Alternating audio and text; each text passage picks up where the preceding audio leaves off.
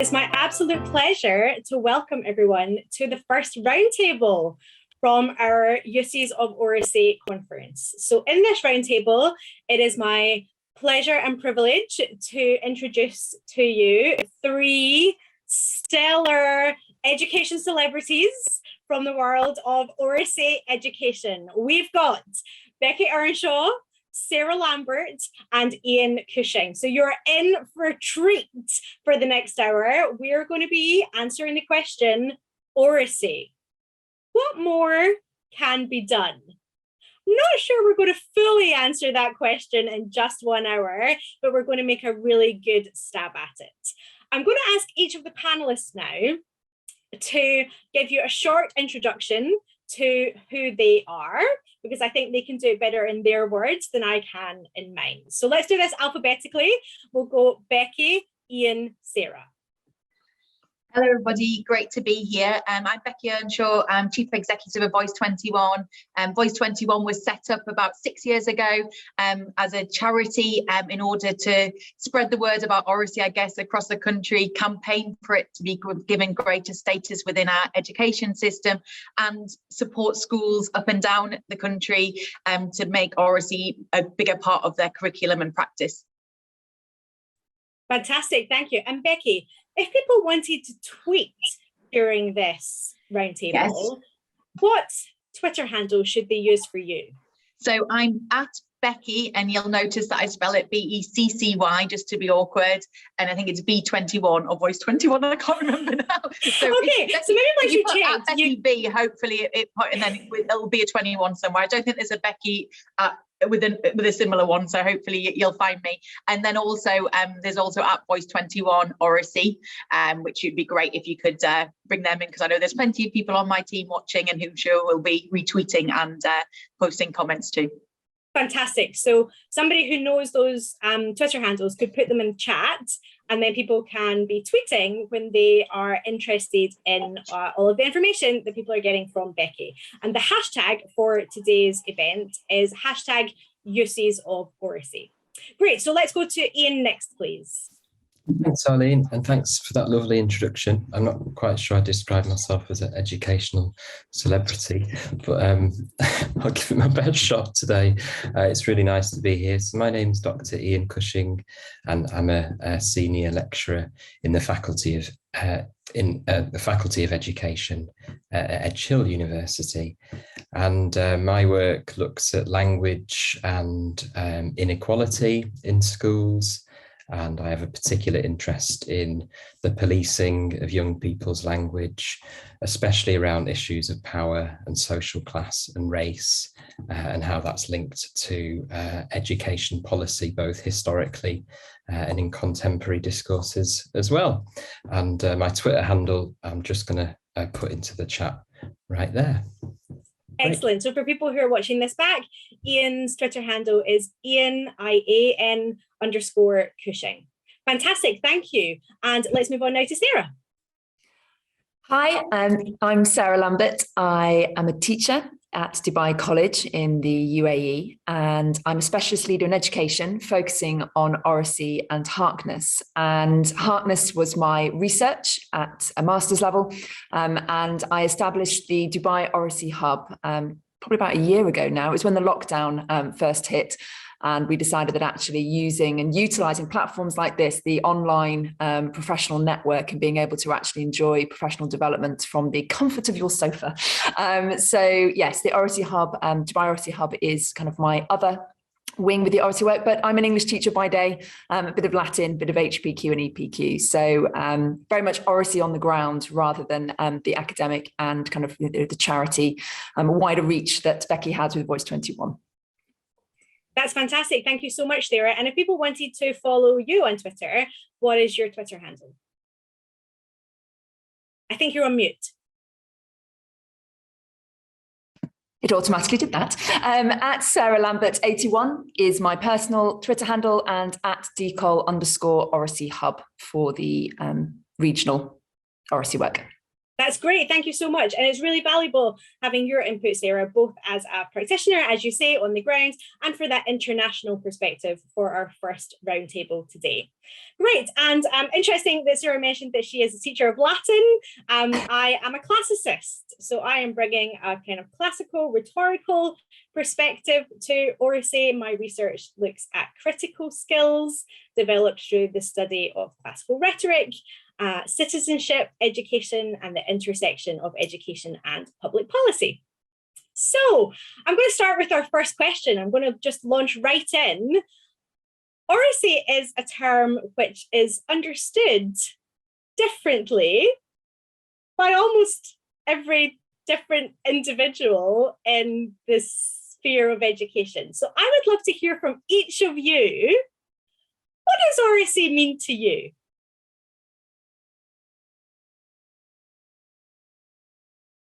Do you want me to go first, Arlene? I'll go for it. Okay.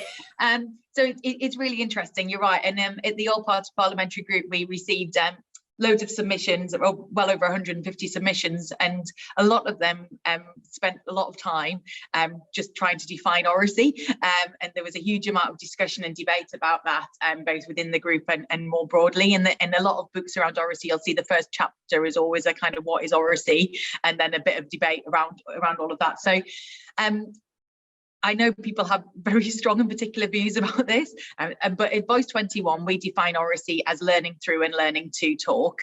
And for us, it is that intersection between those two things. So how do we provide rich context for young people to develop their talking skills within the classroom and support to be able to do that? And equally, how do we ensure that by doing that, we're creating learning and helping them to be able to develop their thinking critical skills through the process of talking. So it is that crossover. I know others would disagree and say, well, one's dialogic teaching and one's Oracy, and you know, for us, I do kind of feel that we risk in this sector spending a lot of time arguing within ourselves about a definition, whereas I think at the heart of it, we all think that both of those elements are things that need to be taken much more seriously within education and focused on. And if we're all working together to do that, then it probably doesn't matter too much what we're calling it. Thank you so much for kicking us off, Becky. Okay, who would like to go next? Okay, we're going to be polite, aren't we, for quite a while, I think, as we all smile at one another.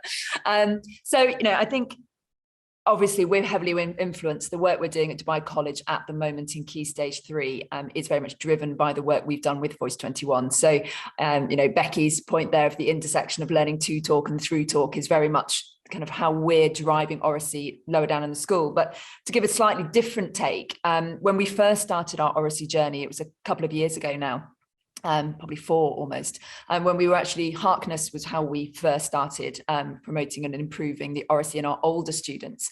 And so for me then at the time, Oracy was more about equity and actually expression around a table as equals. And what we were trying to, the reason we adopted Harkness primarily was because we felt too many of our students were ill-equipped going off to university and onto future careers. They were very mute, they were very academic, but they just weren't able to articulate their ideas clearly and effectively. But more to the point, identity-wise, we did feel that you know, Dubai is a very cosmopolitan you know, environment, and we have a lot of nationalities in the school, and we did feel that those voices were being lost, and certainly our sixth form girls, noticeably in wellbeing surveys, were coming across as being much more quiet and reticent. So for us, Oracy was about developing an individual's voice whilst listening to the voices of others. So respect, equity, and collaboration, if we take that stance rather than the kind of very explicit through talk to talk that we're doing lower down in the school. Brilliant. Thank you so much, Sarah. Okay, Ian, your turn. What does Oracy mean to you?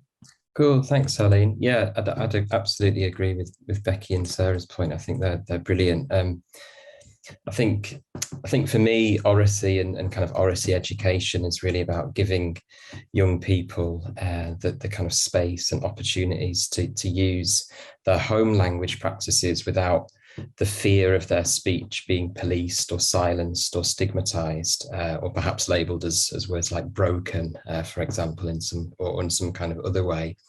which marks it out as deficient. I think it's about rejecting an ideology of linguistic correctness and focusing not on how young people speak, but focusing on what they say in their content in terms of what matters to them and how they use language as a rich resource to express their identity.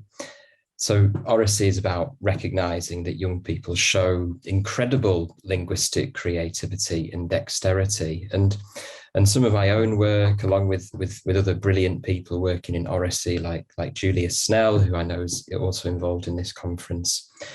Importantly, we've shown that these ideas are especially true for students who are already disadvantaged by education. So those students who might come from low income backgrounds, or those that are racialized in different ways, because historically these are the social groups whose speech has come to be attacked as such under punitive policies. And there's a really long history of these ideas, but I do think they've resurfaced as of late. And so I think we need to keep sharpening our kind of critical tools in order to think about speech in schools. And I think it's just as much about how people talk, but it's also about how people listen as well. And that's something that I'll maybe come back to later if we've got a chance. Brilliant. Well, we've had very rich answers to that question. What does Oracy mean to you? Thank you so much. We're off to a great start. Okay, so my next question is about something which Becky has already mentioned. Some listeners in the UK might already be familiar with the all-party parliamentary group for Oracy and the national inquiry which that all-party parliamentary group ran, called Speak for Change.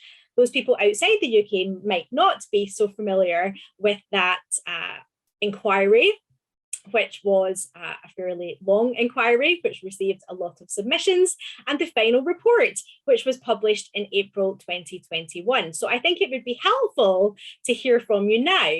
What do you think that inquiry achieved? Can we start with Becky? Yeah, I'm really surprised there's people across the world who haven't been keeping up to date with the all-party parliamentary group on Oracy. How could they? No, yeah, that was that piece of work did go on for a long time, and it involved lots of different people. And I think all-party parliamentary groups are a vehicle in many ways to put something on the agenda and to hopefully bring people together around an issue, obviously starting with parliamentarians. I think that fact that even by setting up the group, the point was that this is something that matters, and it should matter to people in power, because it has, as Ian pointed out, and it has a relationship to power, and it has a relationship to what we believe is central and core to our education system and the values and principles we want driving that, and that is a matter of politics. So the fact of setting up was to make that case that Oracy had been something which I think a lot of people had been shouting about from the outside for a long time, and there's a huge history if you tap into the background to Oracy education, and Alan Howe at Oracy Cambridge does a great sort of history of Oracy right the way back to the 19th century, before the word was even invented. It has been one of those issues that's kind of come and gone in terms of the agenda, and I think something which has had moments in the sun and then moments where it seemed to be very far from people's minds. And so it felt to Ian's point, there has been a bit of a resurgence in interest. I think that is a coming together of a number of different agendas, I'm sure many of which we'll tap into now, but both those kind of around education itself and also issues to do with employment and the economy and the demands of skills within a global economy, issues to do with equity and fairness and whose voices are heard and whose voices aren't heard, issues to do with citizenship and the fact that there's a decline, perhaps a sense of decline in participation in many aspects of our democratic life, and that yet there's a huge emergence of voices in other areas happening, and lots of people talking in spaces which aren't linked to our democratic system. So I think all of these things and the growing sort of view from education and from teachers that there were areas of our education system which aren't getting the focus that deserve, but are fundamental to what we think education should be doing in order to be able to develop those grounded young people who feel confident in themselves and their identity and able to step up and take their part in the world, to be done. So that was kind of the background to it.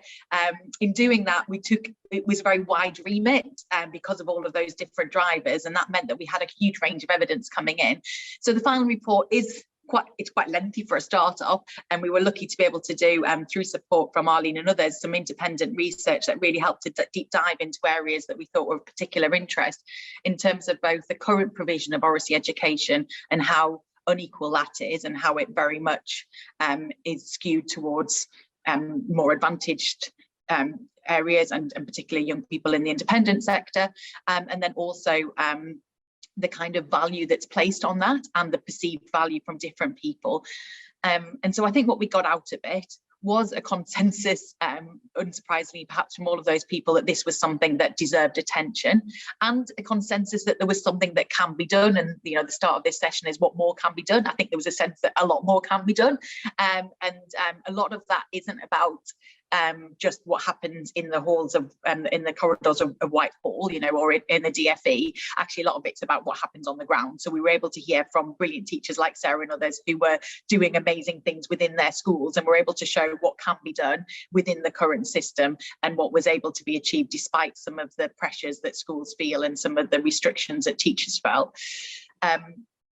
There was also a sense that there were things that could be done to make that easier, to remove barriers for schools, in particular around some of the perverse incentives within our education system.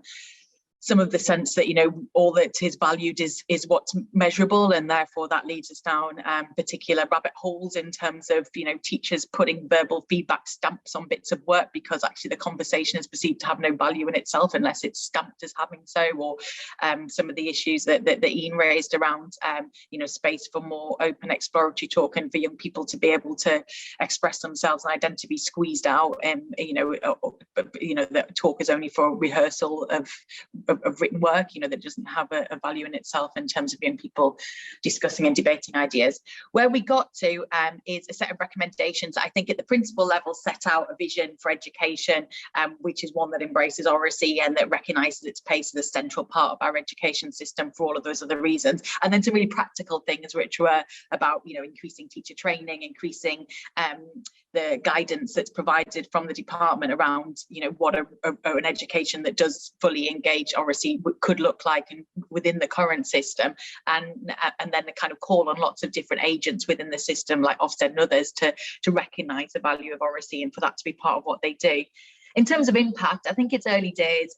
We had I think it made a lot of people come together around an issue and therefore be able to sit up and take notice of it. I'd love to be able to sit here and say, and as a result, these changes have happened.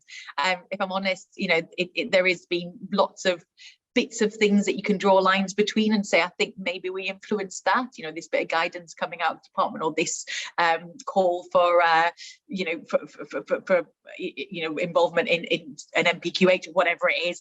But it's really hard to say the big things. But in a way, I'm not surprised, and I think this is something that's going to take time, because it's always been there as something that's mattered. And I think I don't know if any of you saw today, the Times Education Commission did their interim report. There are lots of messages coming out from different commissions and different groupings that come together in the same space, and it feels like we are starting, we are part of a swelling up of support for changes, quite radical changes in our education system, of which Oracy is one strand.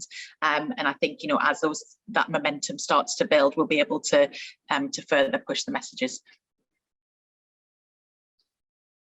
Fantastic. Thank you so much, Becky. And I absolutely agree. It's a case of building momentum. And from my perspective, the publication of the report was a huge milestone in terms of getting the momentum going. What about Sarah and Ian? Do you want to come in on this question?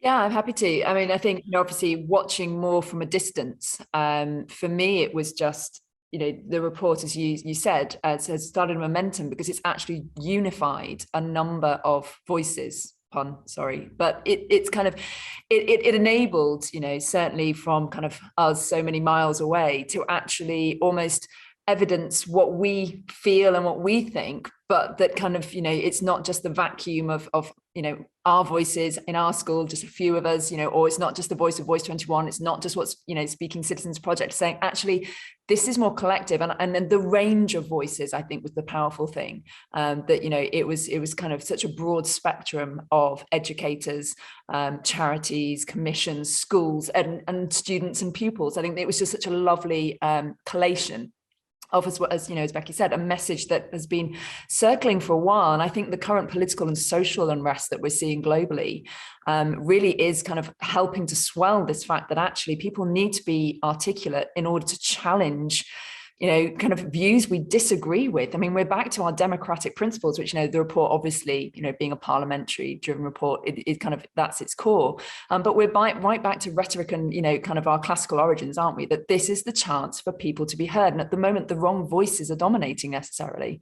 And so, for me, as an educator, it kind of affirmed what we were feeling, but also in some ways it made for sad reading in places, and I absolutely, I'm privileged. I had a fantastic education and I teach in a brilliant school, so I'm coming at it from a very different perspective, and it's heartbreaking to see kind of what disadvantaged students are kind of not benefiting from.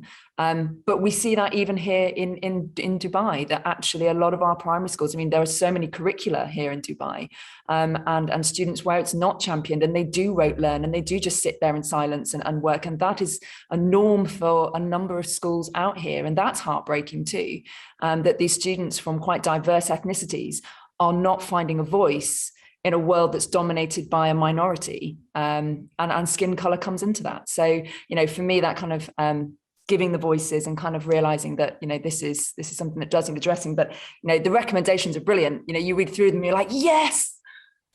But as you say, what next? How are we going to get this through? How are we going, as an English teacher, that you're taking the GCSE, relevance, that kind of currency of that speaking and listening, mattering. I mean, the arguments against it are very strong as well in the report, but that kind of the currency and value of Oracy, I think, needs to be kind of reinstated quite quickly. Great. Ian, did you want to say anything on this, or shall we move on? No, just quickly. I mean, just to echo what Becky and Sarah said, it kind of re-raised the profile of Oracy and reminded us of the wealth of critical voices who are doing things differently out there, and those voices that really are keen to challenge some of those more institutionalized language ideologies and more oppressive kind of state-crafted policies. And it reminded me that there's still state-level organisations such as Ofsted, for example, out there who continue to reproduce notions of linguistic correctness, whilst at the same time making claims around social justice in their work. So yeah, I think the main thing for me is it highlighted to me how much work remains to be done, I think.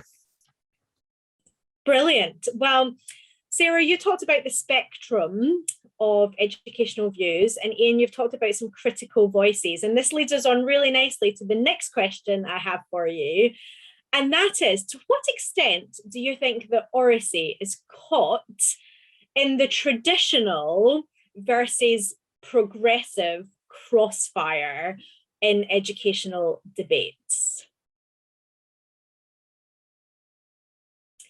Ian, I'm going to come to you first. Okay, yeah, great question. Thanks, Arlene.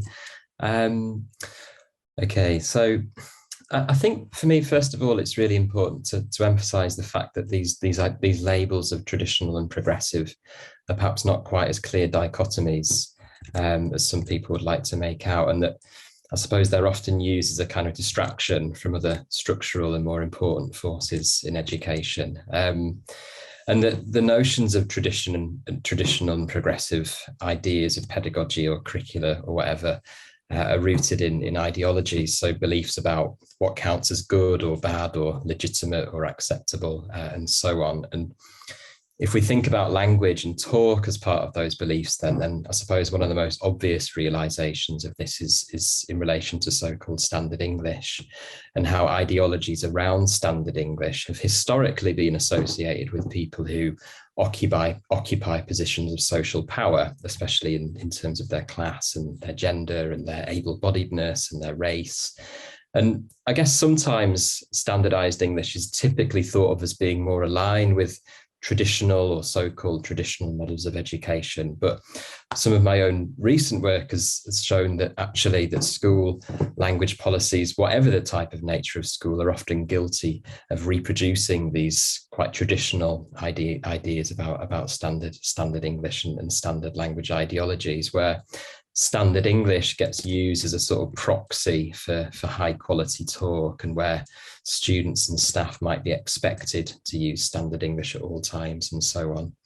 So rather than sort of focusing on this traditional and progressive dichotomy, then I think what is really important to remember, and what some of my work has tried to emphasize, is that standardized English is an imposition of a white middle class identity and set of beliefs. So for those speakers who don't identify in these particular ways, then the imposition of standard English, regardless of whether that's under a traditional or a progressive set of pedagogies, all that's simply asking them to do is just abandon, if you will, and sort of erase their identities in favor of sounding like the white middle classes. And this isn't a new idea at all. I mean, Black writers and other writers of color, especially from the USA, have long been talking about this. So people like the amazing late Bell Hooks, Geneva Smitherman, more recently, people like April Baker Bell, they've really shown that there's really a long history of education policies which denigrate the speech of racialized minorities, regardless whether the schools might subscribe to a traditional or a progressive means of education. And yeah, again, I think there remains a huge amount of work to be done in rejecting these ideologies, regardless of whether you're a teacher or a school who might align yourself with notions of tradition or notions of progression in education. Thank you so much for that answer, Ian. I think that's going to be so valuable for our teachers and our school leaders who are looking to understand the complexities of this issue in much more detail. Okay, who would like to go next? Sarah. I'll follow on from that, because that's sort of a lived tension that I'm certainly feeling in school. As well as being an English teacher, I work in our sixth form centre, working with students on university applications. So I'm immersed in our older student body, and this tension between a British curriculum and notions of Britishness in a school where actually sort of white Caucasian is the minority. Yet they uphold, and this is kind of where our tension comes from. Our young people are wanting to find their identity, refine their kind of cultural voice and identity, yet their parents have chosen them to send them to a British school with the British values that they think will equip their children to access what is still a very Western dominated, as you said, whiteness of language and how to speak. And so we have this tension that actually, they're buying into a system that will gain them access, but in doing so, they'll lose their own identity by sort of changing their voice to be more, SERP. But at the same time, then where's their identity? And we're really hitting this tension. And, the British curriculum, we standardize writing, don't we? Written expression, there is a kind of a standard grammatical expectation in written work. And this is kind of where in the Oracy side of things, I was talking with my Oracy student leaders today in a lunchtime meeting and discussing with them this idea of, a rubric or a kind of an appraisal form that is talking about, are they speaking clearly? How are they projecting? And the students have a perception that their accent needs to be more, more neutral, that actually their cultural accent, their Indian accent or their Pakistani accent actually is kind of being perceived as not being of the same currency as my accent. And it was a really rich discussion. And they were talking more about how do we promote oracy and teach students to talk better, as they put it. But actually what we're asking for is participation. And I think that's from why we started with the Heartness end of things. It wasn't about how you were speaking, it was what you were saying, and were you listening, and were you getting your views across. And the what you were saying, it was more about articulating your ideas with reason and kind of the cognitive element of oracy, rather than the physical kind of how you sound. But lower down in the school, when they're standing up in year 7 and wanting to do their speeches, they have a perception of how they think they need to sound. How do we deal with that? Because at the same time, partly that's what their parents want them to learn, how to speak well, so that when they stand in front of a boardroom, they actually are listened to. Yet I feel then there's erosion of identity. So, as you're saying, like how, the perception is, one way of talking, and that's not necessarily, sadly, that is at the moment what dominates. And kind of how do we equip students that we're not doing them a disservice by not helping them? It's a mess. Okay, Becky. Well, I imagine this is a question you get asked a lot, and the whole Oracy caught in this crossfire between progressive curriculum, traditional curriculum. Can you help? I'm not sure about that. I mean, really interesting to listen to, and it definitely is something we grapple with a lot at Voice 21 and with the schools that we support, in terms of perhaps challenging some of the ideas that pre-assumptions around what this means. I'm going to do a classic bit of something that we support our schools to do in terms of contradicting myself or changing my mind, which is obviously a really important skill in oracy, being open to changing one's mind. And because at the beginning I sort of started by saying that sort of the definitions didn't matter too much, and actually I think this is where it does matter when we think about oracy, that it matters what oracy is not. And oracy is not, as far as I'm concerned, elocution, and it is not about inducting children into a particular way of speaking, which is valued over and above others, and should be the only way that we expect them to speak. That is not what oracy is about, and that's certainly not what we at Voice 21 are about, and it's certainly not what we would hope was taking a more central role in our schools. And so I think Ian's right. I don't think it necessarily does split on a progressive traditionalist continuum, if such a thing exists anyway meaningfully. I think there are, it's complex and difficult, and I think schools are always trying to do the right by their students, and that kind of lived tension that Sarah explains is one that I know many schools deal with every day as well, in terms of they want that we continually talk about concepts of social mobility within our education system. It's one of the kind of driving forces behind so much of our education policy, and charities and others that have set up over and recently, it's at the forefront of what we talk about with schools all of the time as a system. And there are different ways of viewing and approaching that, and there is a lack of recognition in general that so much of this is structural, and that you can't, that this isn't about us sort of to saying to young people to put on the right clothes and speak in the right way in order to get access to some world which has been they've been shut out of. We should be absolutely challenging the system around the expectations and assumptions that they've valued, the false expectations, assumptions that are valued, which say little about young people's ability or the quality of their voice and ideas in terms of what's coming across, and that's not for individual young people to have to take on their shoulders. However, equally, we've got a group of young people in a class every day. As a teacher, you're trying to do the best by them within a system which is skewed and wrong and biased, and that's really difficult. In terms of some of the where we've seen both sides of the continuum come together, I think is around, and it was interesting actually in things like the All Party Parliamentary Group, there was a lot of consensus from schools which you would see as often being at opposite ends of a continuum around, how do we make talk in the classroom purposeful and meaningful and valued, and Sarah talked about Heartness, one of the great ways that's done, and that actually we have limited time with children in the classroom.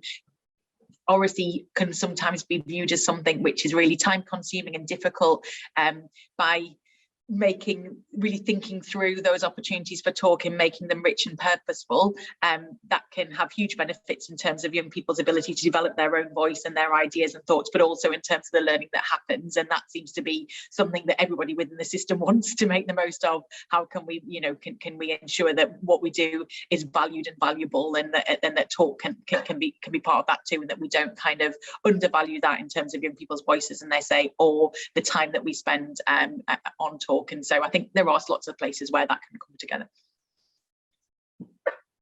Fantastic, thank you so much. So thinking now about another stakeholder group, the focus for this roundtable is what more can be done. I would really appreciate hearing your thoughts on feedback from employers. How important do you think that is in the evolving Oracy education agenda? Do you want me to start on that one? Yeah. So I think it's a really, we talk about Oracy as supporting young people's learning and life chances or opportunities in life. And I think, that bit, the and life bit, beyond school is really important. Sarah talked about, young people accessing HE and progressing. And I think it's really important because employers currently are generally fairly dissatisfied with the quality of communication skills, and not for the reasons that we talked about just now, but in terms of young people's sort of confidence and willingness to contribute, often abilities to collaborate and to take part in meaningful discussion, their critical thinking skills through talk, and ability to kind of assess and analyze information and digest that and re-articulate it. And so there is a huge value placed on it. I don't think there was ever kind of a golden age, or I'd certainly not in my lifetime, where we've kind of got this right. So it's not to say that the education system needs to be changed back to something. I think there's a recognition that actually the demands of employment now have changed, and the demands of our economy have changed, and that actually skills like Oracy are in greater demand than they ever have been, because let's be honest about it, the things that can be automated will be, and a few things that are left that can't be are human thought and ingenuity and our expression and all of those things that make us uniquely human. And so I think Oracy sits very clearly in that space and has a real value that is growing, and I think employers are obviously very aware of that, and so I think it's going to have greater value in the future. And so I think it is an important consideration. It's certainly something, again, if you read the Times Education Commission's report that came out today, a really strong voice of employers saying that the skills that are developed through our current education system are tangential to those that are demanded by the workplace of now and the future, and that doesn't feel particularly satisfying. I don't think necessarily that education is just about preparation for the workplace. I think that's, certainly not my view of what education is, but that doesn't mean that isn't an important driver within it and something that we should be considering. And I think there are many multiple benefits of an Oracy education, of which a greater connection to those skills valued by the workplace would be one. So from that point of view, it feels like it would be a very successful double whammy to get right. Brilliant. Okay, who would like to come in on this one as well? I'll follow on. Yeah, I'll follow on just simply because, it's that interesting sort of, it's not almost a contradiction, but that, the World Economic Forum, are kind of big on sort of publishing. Well, we want people who can collaborate, who've got the interpersonal skills. Yet this is, information being pushed from an economic standpoint. So it's this kind of, again, we want to equip our young people to be able to go out and communicate so that they can make money. And again, it's that sort of, that's not what education is about. As Becky said, there's so, as teachers, we all know there's so much more about that classroom interaction that is not just about putting them on the kind of, the conveyor belt and sending them off into the future. And I'd say, that, if we're thinking about employers, but also employability, I think it's actually equipping our young people to be open-minded and respectful. And it's actually the qualities, maybe in some ways, rather than just skills. And that actually that, in the world that they are inheriting, kind of being able to challenge and being able to hear it is kind of more important. And actually those skills that kind of historically has been kind of like, well, we've got to prepare them, and actually people in the workplace want you to be able to do X, Y, and Z, that actually, well, what about the wider world? We want you to be beneficial citizens of the world rather than just of a workplace. And for us, obviously, kind of closer to home, it's the interview process for us for university. And it's not, we're not just talking about Oxbridge, we're talking about medical schools, physiotherapy. An increasing number of universities are now, thanks to the wonders of Zoom in the last 2 years, are interviewing for courses, because the competitive nature of these university applications is such now that they want to interview students. And kind of we're finding that our students just don't feel ready to be able to have those conversations. They're so constrained by a curriculum and a system that is very high stakes exam focused, that actually when you ask them what they think that isn't just learnt from a syllabus, that's kind of where I feel that we need to equip them in a kind of more holistic sense, that actually they need to be free thinkers. And that's the employability, because, as Becky said, and you can automate many things, but you can't automate kind of like free thought and kind of that quick interaction with other people of listening, processing, challenging and questioning with respect. And I think that's kind of sort of what we're trying to foster, rather than this, right, this is the checklist of what you need to be able to do to get into that college or university to get that job. It's more, well, okay, well, how are you going to have a good life and actually be somebody people want to be around? That's kind of the other view, I would say. Fantastic. Thank you so much. Ian, did you want to say anything about the importance of feedback from employers? I guess for me, the thing that comes out listening, to Becky and Sarah is that I think, the burden should be on the listener, not the speaker, right? The burden is up to the listener to modify the way that they change the way that they listen, rather than the speaker always being the one that changes the way that they speak in order to please people in power, essentially. And if I think about teachers and the employment of teachers, there's lots of evidence that teachers are under pressure by management, by senior management in schools to modify their ways of talking. And I'd argue that all that does is simply reproduce beliefs about language, where a certain idea of a standard, for example, becomes equated with a legitimate person. And the consequence of this is the erasure of identity. And that's something that's come up quite a bit in this panel. I've run a number of interviews recently with racially minoritized teachers who talk about lots of double standards at work in their places of work. So whilst white speakers and white teachers can regularly kind of get away as such with using certain speech patterns that might be deemed to be non-standard, racialized speakers would be publicly shamed often for not speaking appropriately or in ways which are deemed to be standard. And we've long known, of course, that perceptions of speech work as a proxy for class and race-based prejudice. And it seems that those ideas and those ideologies circulate a lot in schools and are sadly very endemic in schools. Thank you to all three of you again for such rich answers to this question. Right, we're moving on to the final question now. So I'm going to encourage listeners, if you have any questions for the panel, now is your chance to put them in the chat or in the Q&A box, and I can choose some to put to the panel after they've given their answer to this final question. Okay, so this is your chance, panelists, to come up with your wish list. In terms of what more needs to be done to develop Oracy education, I'm going to give you two wishes.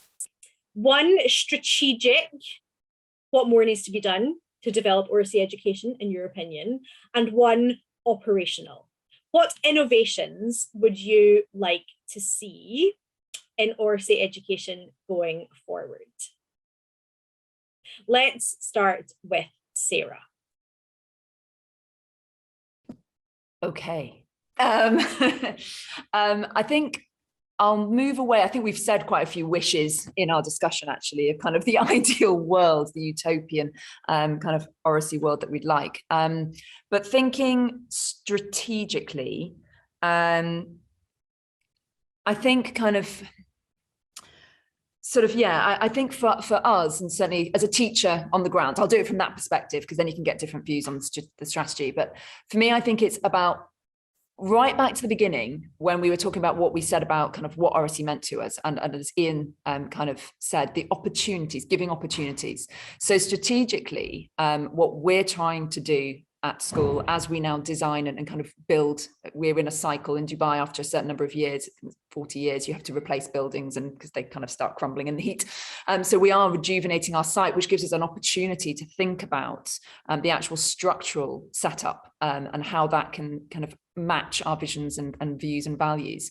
And so for me, it's kind of actually making the environment that students are working in, that actually that environment supports talk and facilitates talk and encourages talk.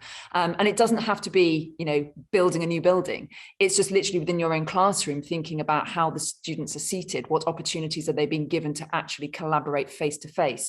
Social distancing issues aside, in Dubai, we are still mandated to be a set distance from one another, and we are 100% mask wearing. So, those kind of barriers, once that, take those out of the equation right now, but for, the writable walls around a classroom, allowing students to actually stand up and articulate and kind of visualize their learning, actually providing sort of round tables or pod tables, modular seating and tables that you can move into position to build a group of 4, a bigger group of 6 or 8 up into a Harkness space, are kind of the new kind of the building that we are planning will have these big open spaces, kind of almost mini theatres that you can actually have.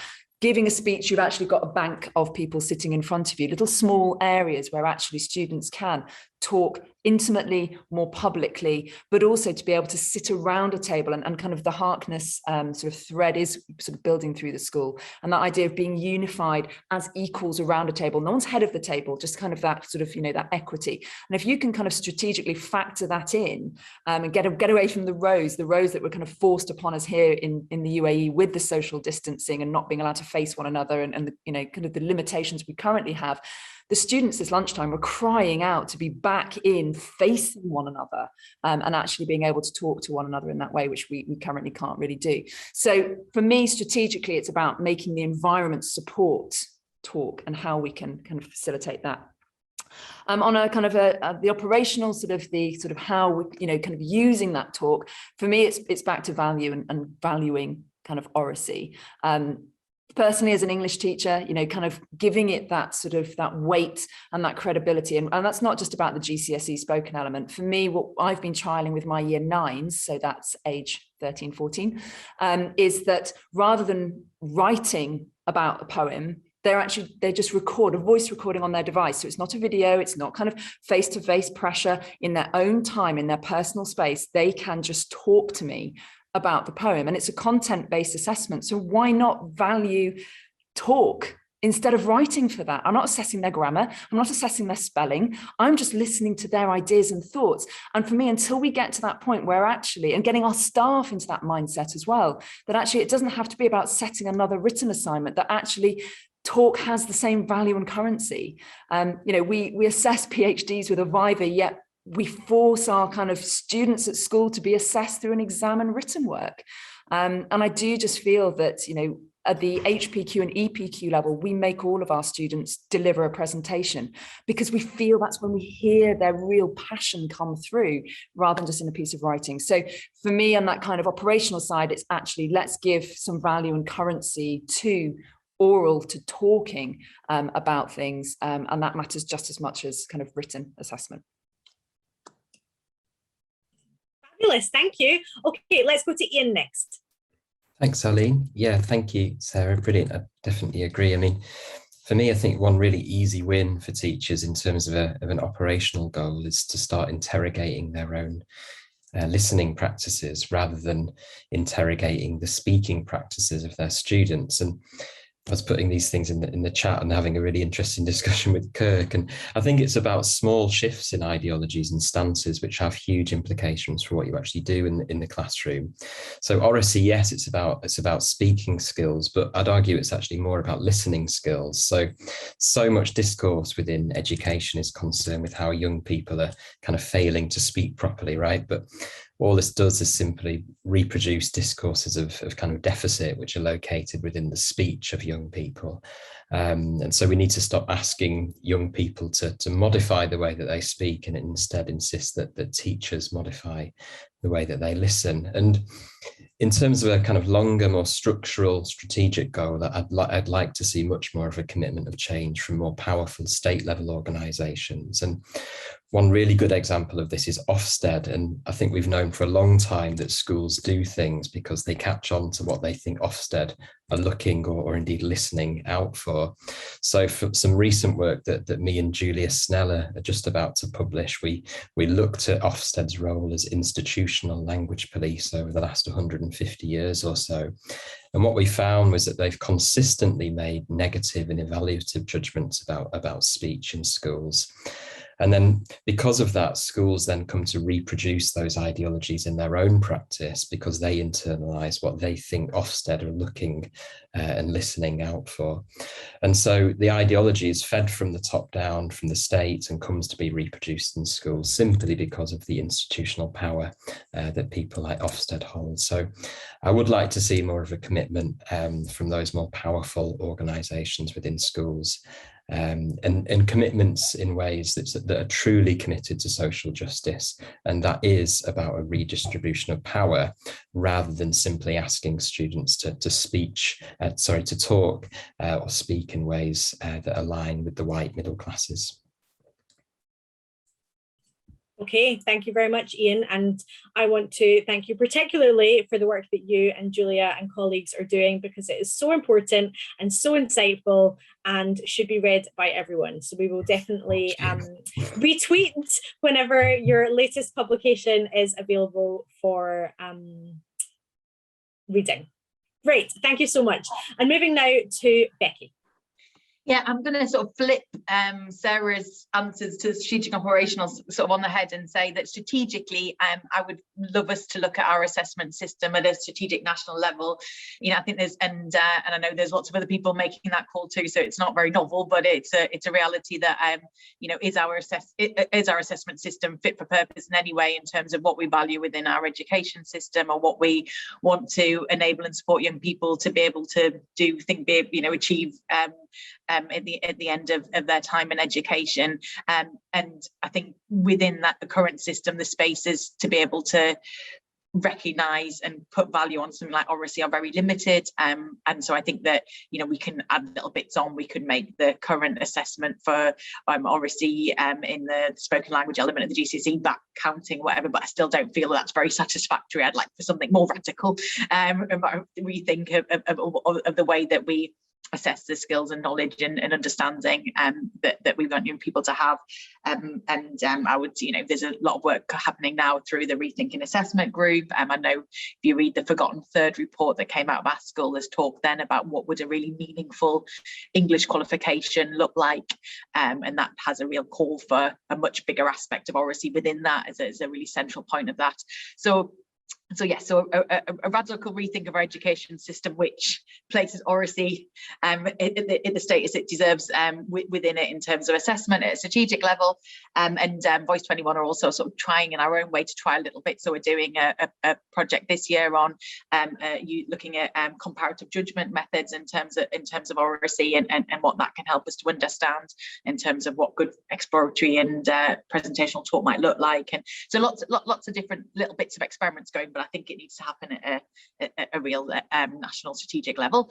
In terms of the operational one, I think, you know, what can happen in schools tomorrow is for teachers to be supported to do this more in terms of both having access to professional development, and we know from our research that although increasing, few teachers have had much access to professional development around Oracy throughout their career, and it's often an area that teachers lack confidence in knowing how best to structure and support young people in terms of developing and how to listen well themselves, and how to create those environments within the classroom that create really rich context for talk in a way that's really purposeful and supports learning. So I'd absolutely hope that we can help to increase access to professional development around Oracy for teachers. I think that would have an immediate impact within the classrooms, you know, immediately. Wonderful, thank you so much. Okay, so we've got 3 questions, and I'm not sure we're going to be able to answer all 3. So I'm going to let you as panelists choose which order you answer them in. We've got one about Harkness, we've got one about prioritizing listening, and we've got one about Oracy and HE. So which one would you like to start with? I can probably do the Harkness one quickly. Okay, so can you tell us a bit more about the Harkness program, please? So people who might not be familiar with what this is. Yeah, so this is a tricky one because it's quite, I'm guilty of talking about us doing Harkness and having a Harkness method, and it is not a method, it is a mindset. And I was really lucky 3 years ago to go out to Phillips Exeter Academy. So that's where to go to look to start, if that makes sense. Go to Phillips Exeter Academy. And the Harkness ideology, the mindset, was introduced in the 1930s, and it was basically Edward Harkness benefacting a large endowment to the school that they had to shake up the way they taught their students. And what happened as a result of that was taking the boardroom concept. This is going back to why it's not innovative. This is old school pedagogy, taking the boardroom, oval table, and then that communion of an Oxbridge tutorial, that idea where you are an equal to a certain extent. It's almost the Socratic method of kind of dialogic kind of interrogation and kind of teasing out ideas, but bringing it all together and seating students around an oval table or a round table, or if you've only got square tables, put them all together and kind of seat people on the corners. It's sitting as one circle, as equals. It's the democratic principle of it. So it's a flipped learning pedagogy when done in kind of a true sense. So for my sixth form, that means they pre-read, they annotate some articles, they'll read a section of the play, and then they come in and they're answering. Either they're picking apart what they've read, challenging one another, they're writing questions up on the wall. And it's the idea of listening, challenging, respecting one another. And the dialogue, literally, it's a spider web diagram. That's another thing to look up. The kind of the best lesson I never taught, written by, mind has gone blank, is another great non-Harkness book, and the spider web idea that actually you can track and map. So I map and track my discussions, and students start to see their level of participation, but then the coding of it, what they're saying, how they're saying it, are they facilitating, are they encouraging more quiet, reticent students to talk? Are they dominating? Are they modifying? It's phenomenal. And my research into that just showed that students' confidence, when done regularly, blossomed. And I had what I would self kind of proclaiming mutes, oh no, I'm a silent learner. And by the end of the year were on fire, equally around the table, expressing and crying about it when I talked to them afterwards, about how they didn't recognize who they'd become, and they were so grateful for finding their voice. So for me, that's what Harkness is, but Phillips Exeter Academy. And I'll pick up on there and then answer one of the other questions, if that's all right. So I just absolutely agree with Sarah in terms of, we've seen some amazing Harknesses or Harkness discussions in schools, and the quality of engagement learning, and particularly if that becomes a regular part of what schools do, how students, as you say, get really adept at that, and deepen understanding and learning, and the kind of the level of discussion is just so rich and interesting, and that co-creation of knowledge together, rather than competing, but that idea that our job here around this table is to co-create knowledge is really powerful. And I'd just say, absolutely go to Exeter and David and say that stuff, but it's not, we'll recognize that all schools aren't going to have the opportunity to have the lovely table to sit around, etc. But we've seen schools adapt and make it their own around much less prestigious looking tables in classrooms where they've got very little facility, but it's as you say, it's the concept and the ideology and that idea of everybody being equals around the table and co-creating knowledge, which is a really powerful thing. To pick up on Beth's question around HE, which is obviously not an area that Voice 21 massively works in, but I think is a really important part of HE, and one which again I think is underplayed and undervalued, and I certainly think that there is a lot that HE could learn from what's happening within schools currently in terms of the greater focus around Oracy. And I think I would love to see universities embracing some of the pedagogies that schools have in this area. I think some do, but it's not a feature of a lot of people's degree, and I think I'm concerned that the move to online learning over the last couple of years has undermined that even more. you know, cameras off, sitting in a lecture theatre, or sitting at home, watching a lecture, not even with the opportunity to perhaps participate in that really basic way of listening in the room.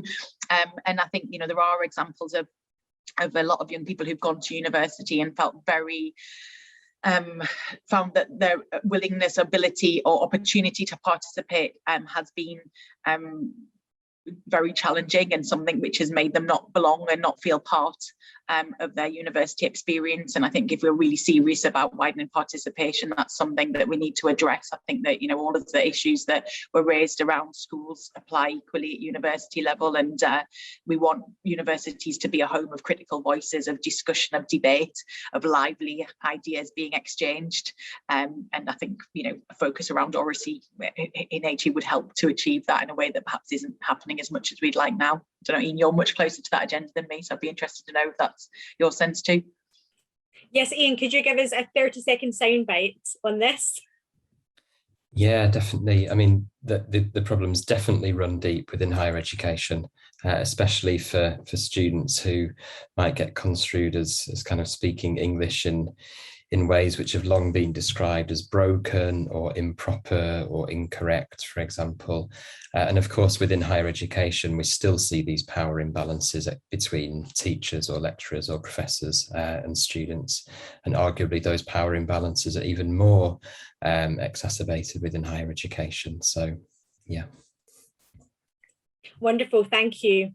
So we're almost out of time. I see that we do have more questions, so I'm going to address these on Twitter after this session is over. I'm at Dr. Arlene HH, and so if you are interested in seeing the answers to these questions, follow me on Twitter, and I will, between myself and the panelists, do my very best to make sure that your questions do get answered.